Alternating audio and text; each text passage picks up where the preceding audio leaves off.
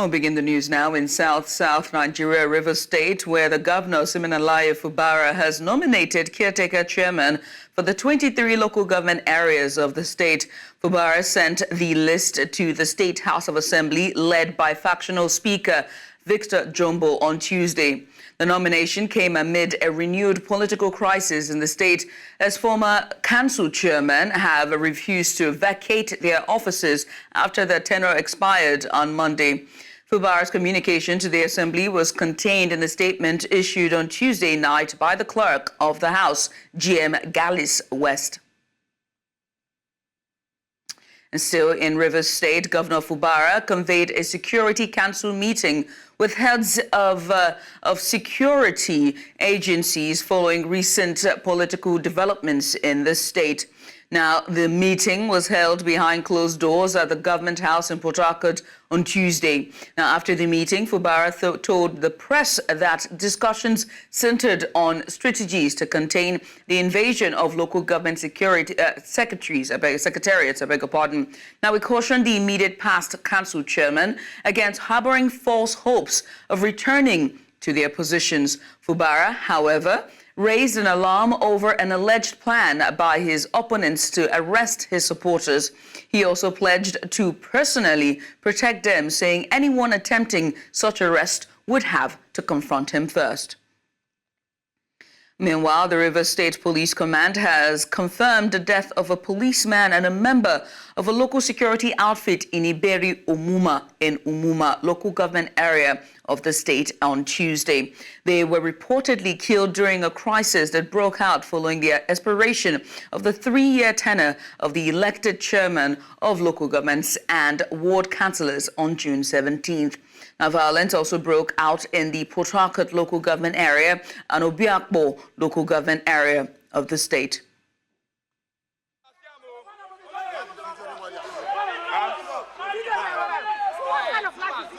What is happening currently in Rivers State has been anticipated over the few weeks, where you can see where a local government chairman challenging the authority of a governor. In a democracy and in a system, in a legalized system of government, that should not happen. Currently, I'm at Faga. Of course, the right to protest is a well-known fact that we have rights. In a democracy, we all have rights to protest. So the youths peacefully were protesting upon the challenge by the local government chairman that they are not going to vacate their seats. There were a few protests here and there in Falga. All of a sudden, the police came and started shooting sporadically, which is against the engagement, the rules of engagement.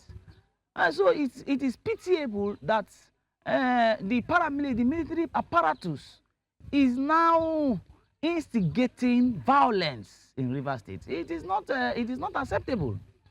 We call as youth, as Ijaw youths, we cannot watch while illegality stands. And we do have News Center's correspondent Austin Azu, who has been live in Rivers State and covering the situation on ground. We'll try to make a connection with him during the course of this bulletin and bring you that discussion and more updates as events continue to unfold. In the meantime, calm and normalcy seem to have been restored in Bukuru Market, where errant youth, most of them traders, had clashed with the task force of the Jos Metropolitan Development Board, who were on an enforcement drive. News Central's Chizoba Anyonwe was on the entourage of the commander of Operation Safe Haven, Major General Abdusalam Abubakar, who visited the affected area for an on-the-spot assessment of the incident. Here's her report. One would say it is unfortunate this incident is coming just 4 days after News Central had held a town hall in Jos for the restoration of peace in the state. However, on arrival at the market after the incident on Monday, some traders had opened their shops for business as usual, while some others were seen standing by theirs, undecided on whether or not to join others. None of the traders foresaw what happened the previous day, and so they are skeptical about how the day will go, especially with the heavy security in place to ensure no further breakdown of law and order. However, as at the time of filing this report, No member of the JMDB task force was seen around the market, but some of the victims of the incident spoke to us. In their clear terms, they say, Kafito Arna Zamukesheka, that's come out and infidel, we will kill you. They knock, and then one of them said, I Suduga Sungudu, literally translated as they have left already. And then they continued with what they were doing. And to the glory of God, I was there with my two kids, my staffs, and others. And then one of them now said, let's buckle the shop and see whether the infidel is inside. One of them said, allow them, they will roast inside from the smoke that is coming from the burnt cars. My car, my wife's car, 4 other cars were actually burnt. He wasn't part of this, and look at he's in 200 level law school. You understand? And this is the father of the boy, a limper. You understand? He managed to pay the school fees and take care of his son, his only son.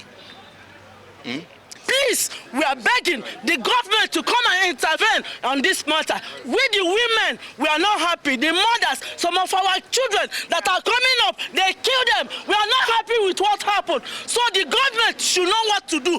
If there is anything from government that they want people to obey, they could have just select the leaders and go to the table, sit down and trash this, because a lot of people are hungry, and this is the way they can come here and get their daily bread. So what happened was unfortunate, and I hope this thing is not going to happen again. One of the major questions on the lips of many who spoke off record include, why would the JMDB, a government agency, work on a public holiday? And among others, why would the security men from the police, civil defense, and DSS attached to them shoot at people, which led to the death of 2?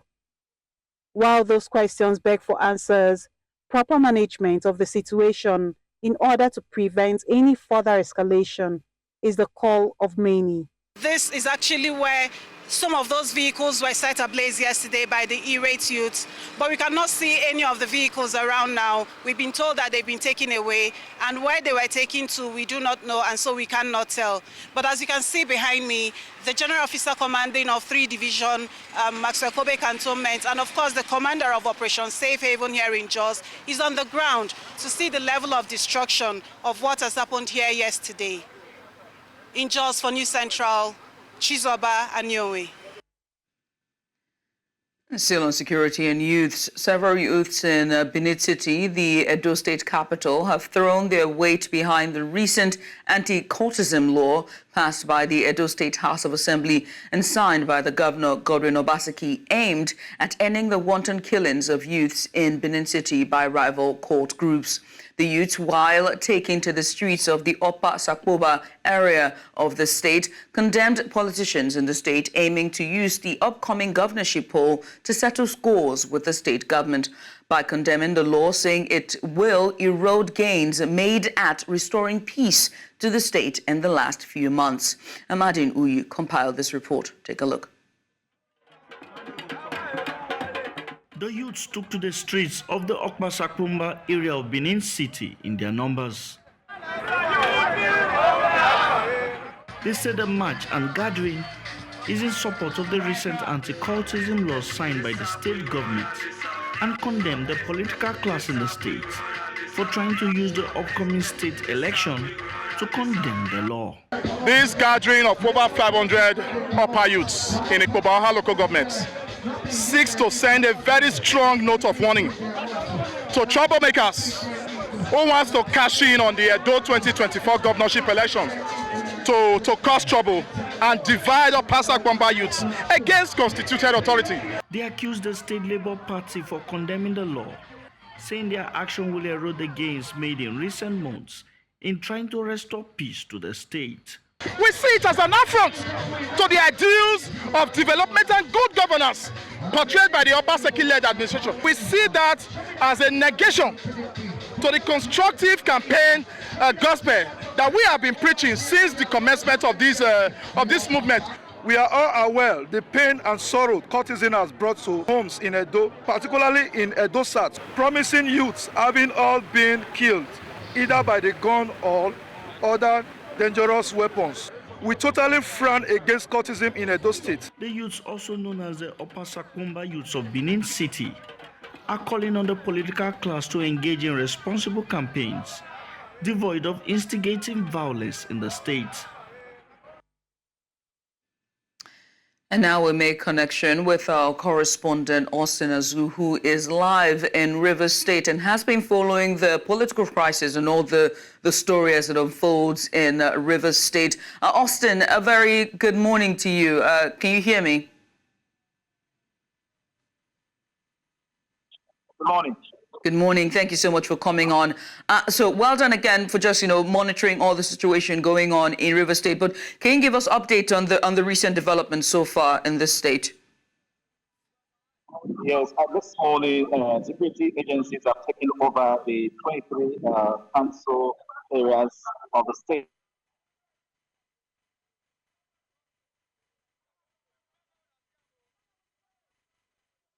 And with his audio there. Austin, can you hear me? His network seems to be having an issue. We are trying to make connection with our correspondent who's live in Rivers State to give us recent development on the situations going on in Rivers State. As we understand, the political landscape has been somewhat tumultuous in Rivers. Now, we'll take a very short break. When we come back on the other side, there's more Inside of News Now. Stay with us. Now let's talk a bit of business. The National Palm Produce Association of Nigeria says Nigeria spends $600 million on palm oil importation annually. Alphonsus Iyang, the national president of the association, stated this in an interview on Tuesday in Abuja. He described the expenses as unhealthy for national development. Iyang said the money could be saved and injected into the economy if the palm oil subsector was given due attention by successive governments. And now joining us on the news to discuss this further is strategy consultant Dikbo Oyewole. Dikbo, a very good morning to you, and thank you so much. Thank you for coming on. A very huge number there, $600 million annually. So what are the factors that contribute to Nigeria's reliance on importing palm oil? In fact, this is my first time hearing of such. I didn't know we imported palm oil. Kind of weird, but I didn't know. So despite its potential for domestic production that we currently have, why then 600 million on importing alone? Yes. Well, I believe that the challenge is we are not able to produce at scale because what we have are a lot of small pockets of business owners that produce palm oil somewhere, maybe in their compound, somewhere at the back of their of where they live. So the problem now is being able to get adequate investment to produce at scale. And why we sort of have this challenge right now is because, I mean, like the person you quoted rightly said, successive governments over decades haven't been able to adequately see how to invest very well into infrastructure, which one of the main reasons is power, because there's no way you want to manufacture or process anything that you will not require constant electricity. So that is one challenge that they have had, and like every other sector, every other industry, that is one challenge that has lingered on for many, many decades and has led to the death and the stunting of the growth of a lot of industries and a lot of sectors. I think we need to put the $600 million into concept instead of visualize what that money will do, right? So how does this amount spent on palm oil imports impact Nigeria's overall, economy and developmental goals? Well, it does impact it a lot, and I would say negatively, unfortunately, because $600 million is a lot of money. That's almost $1 billion. That's almost $1 billion. And what we can do with $1 billion right now, the hospitals we could build, the schools we could build, the infrastructure we can put into bear. But that's not the reality we have right now. And also saying that that's a lot of FX leaving our system, if we're also being very blunt about the entire conversation. But 600 million is a lot, and that's, I believe that we don't need up to a quarter of it to invest right here to ensure that we're able to meet adequate demand locally and also to be able to export it. Because what makes this particular conversation, permit me to use the word quite unfortunate, is one of the major exporters of palm oil. I'm sure this is common knowledge, that they got their palm seeds right here in Nigeria a couple of decades ago. And right now, they're either number one or number two in terms of exports of palm oil. And we also import from them, unfortunately. So the irony of that is not lost on anyone. But we must look forward to see how we address the lingering challenges that do not encourage manufacturing, processing, and the production of all these materials that we have within our system. Now, is that country Malaysia or Indonesia? What country is this? I believe that should be Malaysia. Right. So I'm glad you mentioned Malaysia, right? Because years back, and I think this was during the administration of Imoke, during the Cross River State, in Cross River State, I think there was a public-private partnership that was with them, and I think one of the major leading palm oil companies or distribution companies or manufacturing companies in Malaysia, and I think they went into a partnership where they got a part of a certain local government area where they went there to set up and they started producing, right? So we've seen, private-public partnership situation, but I've not seen this locally, which takes me to my next question of how the government, or the Nigerian government in this case, can incentivize local production and reduce dependency on even imported palm oil, effectively. Okay, well, in terms of the government intervening directly, I mean, access to low-interest loans is one way to go. I believe that the government has that in place especially for those who are into manufacturing and production. Okay, so yes, that is also incentivizing it. But however, the question now is that only applies if you're producing at scale. And how many organizations out there are actually producing at scale?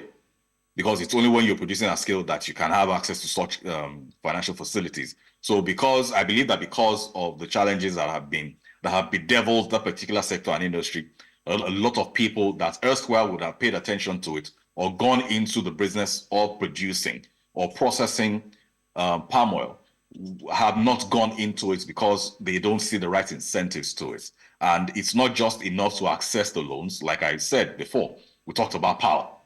If there's no power and you have access to loans, you find out that 40% of your overheads go into producing power for your plants, and how much are you going to sell it? That's where you then find that sometimes it's cheaper, you get cheaper products that are imported as opposed to the ones produced locally, because the cost of production locally is very, very expensive, because most of these manufacturing outfits need to provide their own power. And either way you look at it, they have to make a profit. So when you look at all the numbers, like they say right now, that the math isn't mathing. The math, it will not just math. And you find that when you have to add your markup and everything, it's a lot more expensive than what you'd have if you were importing. So some of them just say, you know what, we leave the headache of manufacturing and providing our own power. We'd rather import, make our profits, and then rinse and repeat. Well, rinse and repeat has also led us to plenty of exits of multinationals. But hey, Dipo, many thanks. We appreciate you for doing this with us. Thank you for having me. And that's Dipo Oyewole. He is a strategy consultant, and he joined us here to talk about FX and also the importation of palm oil in Nigeria, gulping up to $6 million. We'll switch gears now to South Africa, as dignitaries have started arriving in the country ahead of the inauguration of the President of South Africa, Cyril Ramaphosa. Now, heads of states and governments who will attend the inauguration are from different countries in the SADC region and leaders of the regional organizations in Africa. The African Union Commission chairperson, Musa Faki Mahamat, is expected to arrive in the country. Now, Kenya's Deputy President Gachagua has also arrived. At least 18 heads of state and government, 3 former heads of state and government, and 9 heads of delegation are expected to attend. We also understand that opposition EFF leader Julius Malema will not attend Ramaphosa's inauguration because he will be in the dock in the East London Regional Court. Malema and his co-accused bodyguard, Andre Sinman, are facing charges of discharging a firearm during the EFF's 5th birthday celebration at the Sisa Dukashi Stadium in Danshana in 2018. And joining us now to discuss this further, I am joined by our correspondent who is live in South Africa, there in Pretoria, ahead of the inauguration, is none other than Bongani Siziba. Bongani, thank you so much for joining me there. What's the update so far? Plenty of dignitaries landing there in Pretoria ahead of Cyril Ramaphosa's inauguration. What's going on? What's the activities? Give us some update, please. Good to see you, Judith, and also good morning to our viewers.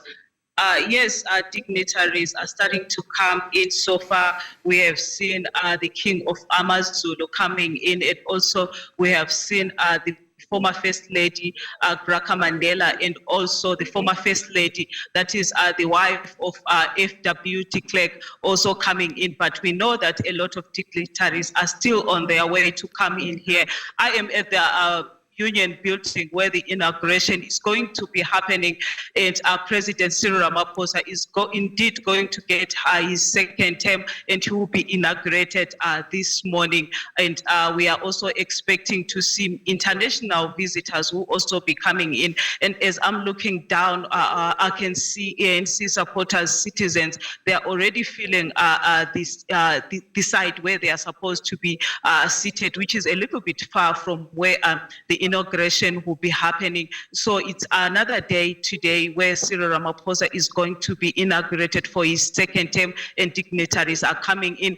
But the good thing that we're going to see is that there will be, he will be rather forming a new cabinet where we will see which of the ministers, which one will go to the opposition parties that we know, or we know that there is the Democratic Alliance that is joined. We know the Patriotic Alliance. So which posts are going to those Democratic Alliance and also OPA. But we also know that as of today, there is no deputy president in South Africa, which means after the inauguration, when the cabinet is set, that's when the president is also going to nominate who is going to be the deputy president, with some saying that John Steenhuisen might be the president, but it's just social medias. But we also know that dignitaries, presidents from SADC will also be coming in to come and support President Cyril Ramaphosa. And also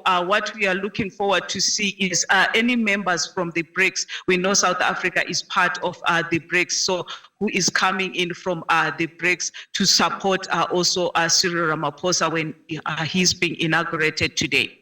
A very, very monumental, or should I say important inauguration. This is a government, a unity government, and all of the other parties who is going to form this government is going to be there as well. I want to turn the focus away from all the dignitaries and all the other parties who are forming this coalition of unity, so to speak, there, but this time to South Africans. Is there sort of a pump or celebrate? Is it a celebratory mood in South Africa, on the streets of South Africa? Are people tuned in watching, or is it just a regular Wednesday in South Africa? It is just a regular Wednesday because it's not a holiday. The president didn't declare it as a holiday. So people are about their businesses, but there are those who are here just to witness the day. Like I said, that downstairs I can see ANC supporters, citizens who have started to trickle in just to come and witness this day. However, it's just a business as usual, but for Cyril Ramaphosa, it's yet another day is to start again and see how it goes, because South Africa has been going a lot of challenges, load shedding, water problems. It's going to now the cabinet rather, that is going to be in place to fix all these problems. So that's what we are waiting to see, but it's just a Oh, Bongani, we're losing you there. Your network is a little bit down there, but we'll try to make more connections as the event holds or unfolds throughout the course of this morning and today. But many thanks. That was Bongani Siziba there, our South African correspondent who joined us live ahead of the inauguration of Cyril Ramaphosa for a second term for South Africa. Move away from that now and back to Nigeria, where the Federal Road Safety Corps Zone 11 Command, comprising of Osun, Ondo and Oyo states, says 9 deaths were recorded in 13 road accidents which occurred within its jurisdiction during the first 3 days of the Eid al-Kabir holiday. The command also said 78 others who sustained varying degrees of injuries and the crashes involving 21 vehicles and 128 people were swiftly conveyed to hospitals across the zone, while 41 other persons were rescued without injuries during the period. Now, reviewing activities in the first 3 days of the command's special operation for Eid al-Kabir, the acting zonal commanding officer for the zone, Laye Adegboyiga, said the corps deployed a total of 3,018 personnel, 57 patrol vehicles, 5 ambulances and 2 heavy-duty tow trucks during the period. Away from that now, and this time to the capital of Nigeria, Abuja, where commercial taxi operators with the Nigerian Union of Road Transport Workers in the nation's capital, Abuja, have criticized the inability of past and present leaders in the capital to invest in the city's transport system by empowering commercial cab drivers with soft loans, despite the construction and commissioning of new road infrastructure in recent times. They, however, applaud the Federal Capital Territory Development Administration for the completion and rehabilitation of roads within Abuja, saying this has reduced the gridlock within the city center, thereby improving their business. News Central's Imano Bagudu reports. Nigeria's Minister of the Federal Capital Territory commissions new roads in Abuja. And as expected, citizens ply the roads with ease. The beneficiaries who are most excited about this development are these commercial taxi drivers.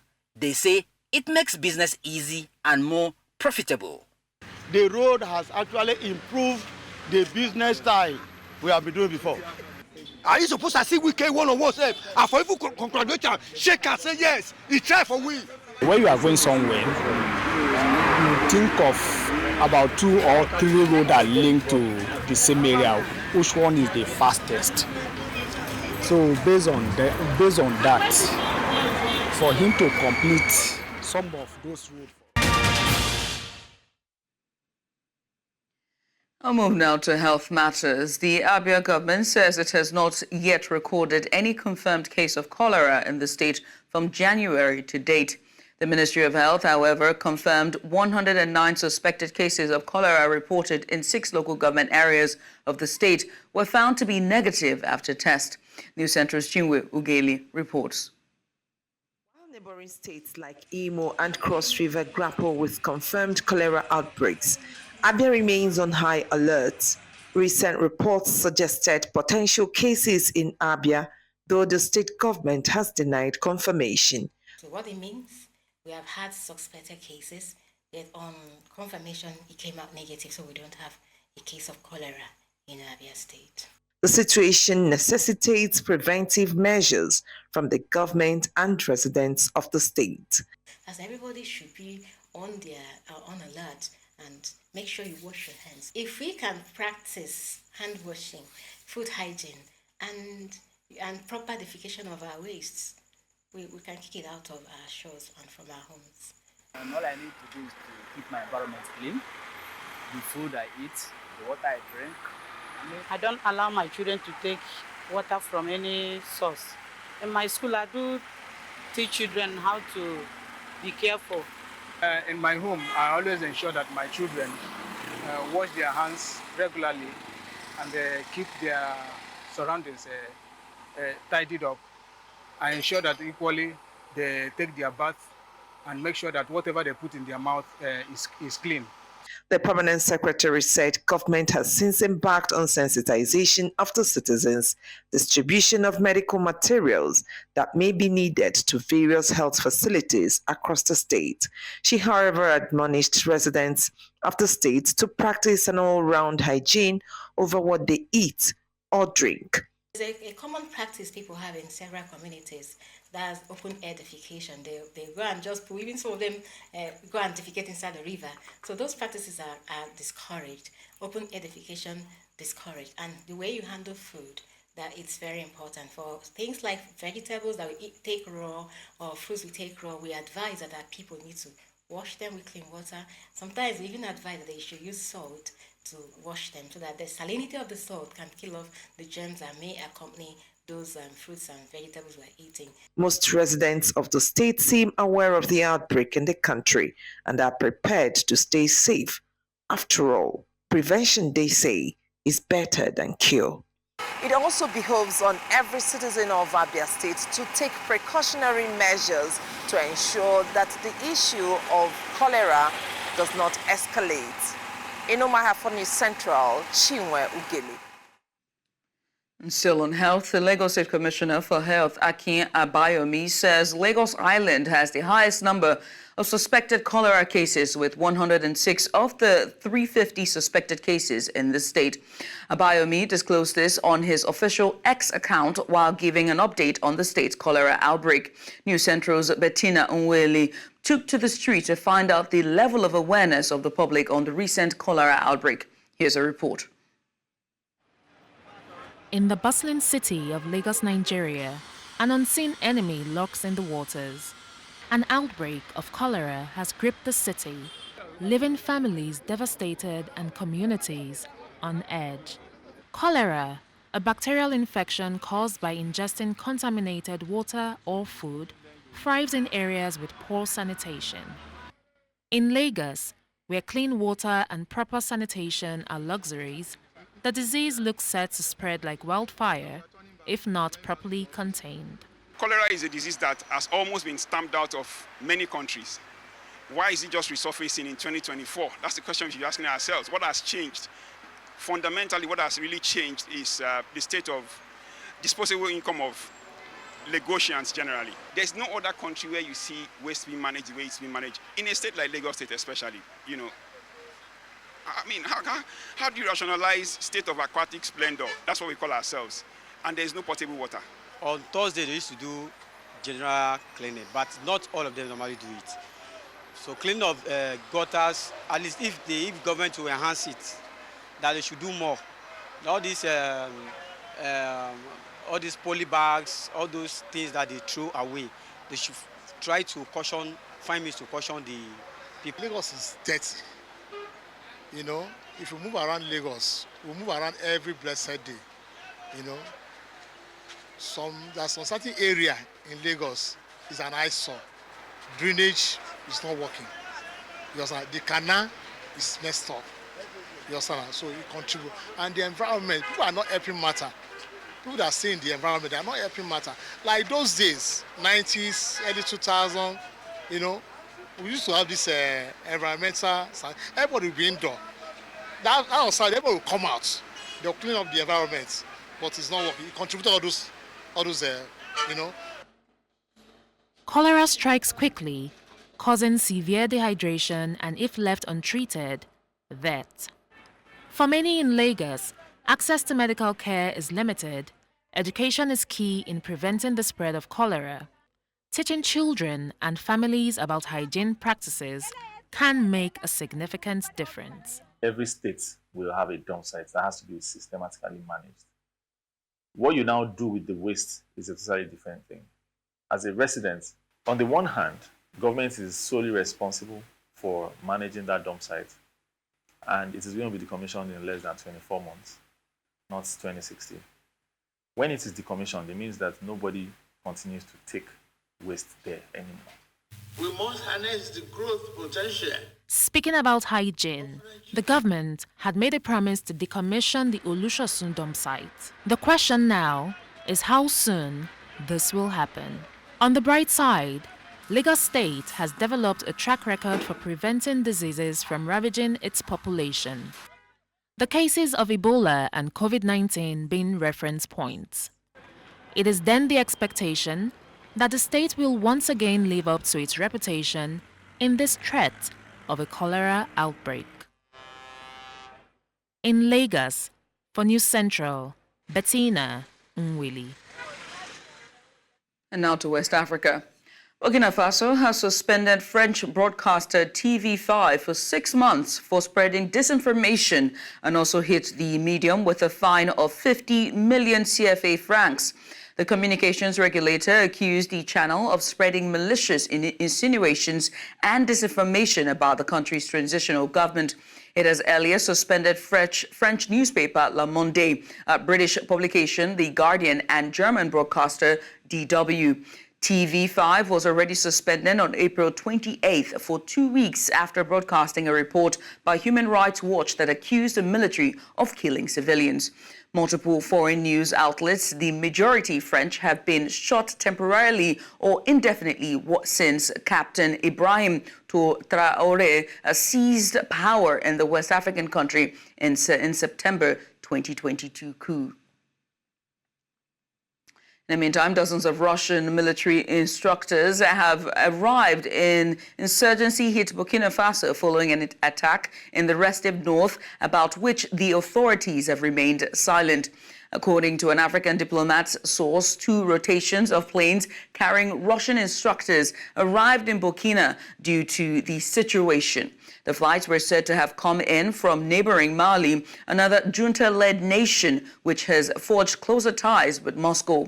After taking power in September 2022, the West African country's coup leaders expelled troops and diplomats from former colonial ruler France and have turned to Russia for military assistance. And on to Niger, where rebels fighting for the release of the West African country's democratically elected leader have disabled part of a crucial pipeline carrying crude oil to Benin. Formed after Bouza's altars, the rebel Patriotic Liberation Front said it had targeted the pipeline as a message to Niger's new military generals. The group's leader, Mohamed Salah, called on the Chinese company WAPCO and the state-owned China National Petroleum Corporation, which ran the pipeline, to halt their funding to Niger's army regime.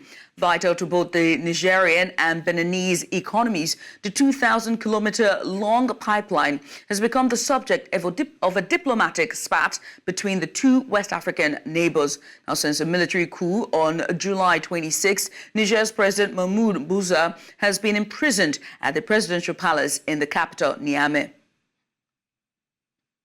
And in Central Africa, several people have been killed and wounded in a fire that erupted at a huge military ammunition depot in Chad's capital. The President Mahamat Idris Deby Ntino, in a Facebook post on Wednesday, confirmed that people had been killed and wounded in the blaze without giving precise figures, promising to open an investigation into the fire. According to the government and witnesses, the deadly fire erupted late Tuesday, causing weapons to fire into the air. Now, blast from the depot and the capital's Guje area were head miles away with projectiles turning the sky red and black as they shot into the air at regular intervals and detonated. And in East Africa, Kenya's government has walked back plans to impose multiple tax hikes in announcing amendments to a controversial bill that sparked angry protest. Hundreds of mostly young demonstrators assembled near Parliament on Tuesday with police firing tear gas and making arrests. Hours later, the presidency announced that it would scrap many of the bill's most contentious provisions, including taxes on bread and car ownership. The new taxes contained in the finance bill were expected to help the cash-strapped administration generate some 346.7 billion shillings to boost revenue and cut government borrowing. In addition to the proposed motor vehicle tax, the amendments will also do away with increased taxes on financial and mobile services.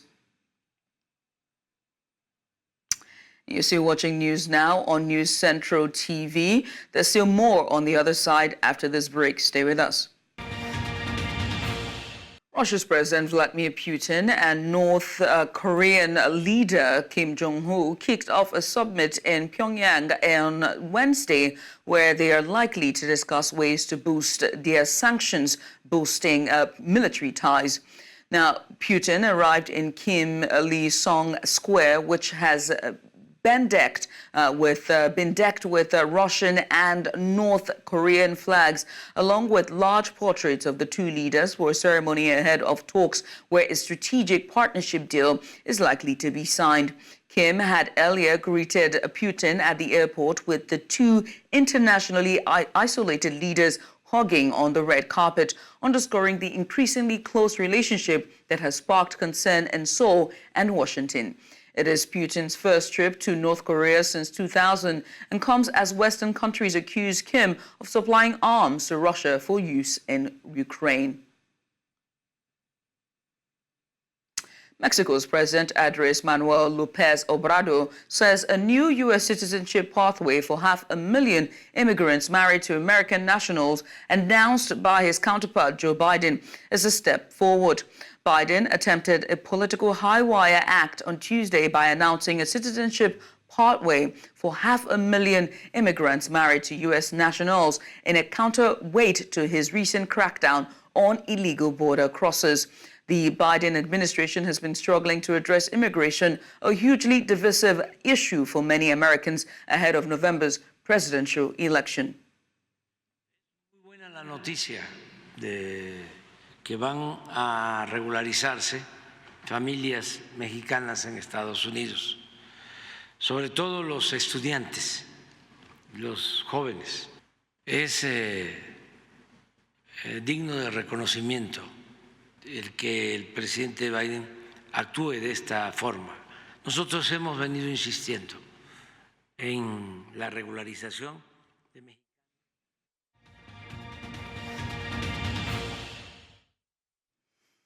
The management of Nigeria Premier Football League side Doma United have denied the allegations of owing their players 2 months' salaries ahead of the crucial game against Sunshine Stars. The Savannah Tigers, who will tackle their Akure Gunners in the rescheduled match on Wednesday, have been alleged to owe players' salary, thereby resulting in the players refusing to train. The club released a statement on Tuesday evening debunking the allegations and that all Doma United players are fully committed and focused on their crunch tie against Sunshine Stars, which is vital for the team's survival in the league. Athletics Kenya have officially announced the national trials for the World Under-20 Athletics Championships, which will be held at the Nyayo National Stadium from the 26th to the 28th of June. This event will determine the athletes who will represent Kenya at the upcoming championships scheduled to take place in Lima, Peru from August 27th to 31st.